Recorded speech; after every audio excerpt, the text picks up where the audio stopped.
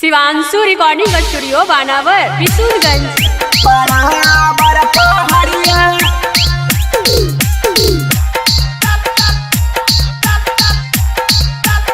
तो बड़ी घूमे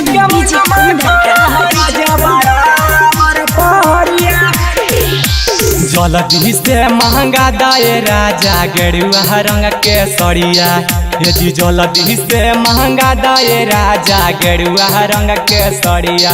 तो बड़ी घूमे के मनमा कर हो राजा बराबर पहड़िया। बड़ी घूमे के मनमा कर हो राजा बराबर पहड़िया। जलदी से निकाला नदी हल पापा के हमारा गड़िया। ये जी जलदी से निकाला नदी हल पापा के हमारा गड़िया।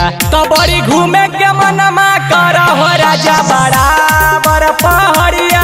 बड़ी घूमे के मनमा कर हो राजा बराबर पहड़िया।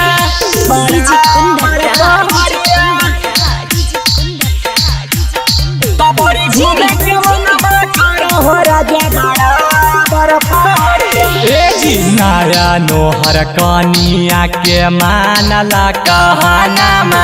दोनों मिल के करबई बाबा भोला के पूजनामा।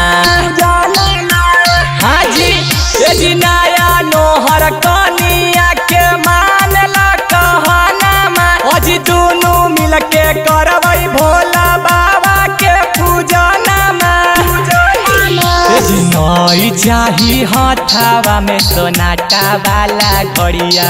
अरे नई चाही हथावा में सोनाटा वाला घड़िया। तो बड़ी घूमे के मनमा कर हो राजा बराबर पहड़िया। बड़ी घूमे के मनमा कर हो राजा बराबर पहड़िया।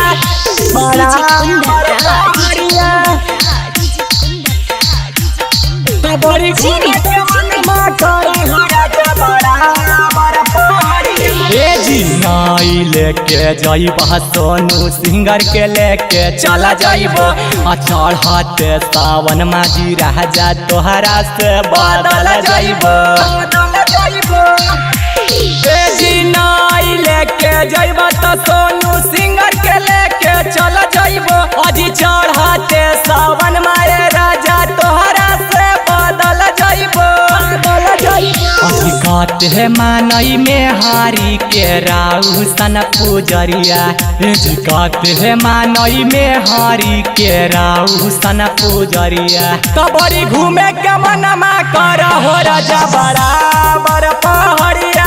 बड़ी घूमे के मनमा कर हो राजा बराबर पहड़िया। शिवांशु रिकॉर्डिंग स्टूडियो बानावर बिशुनगंज।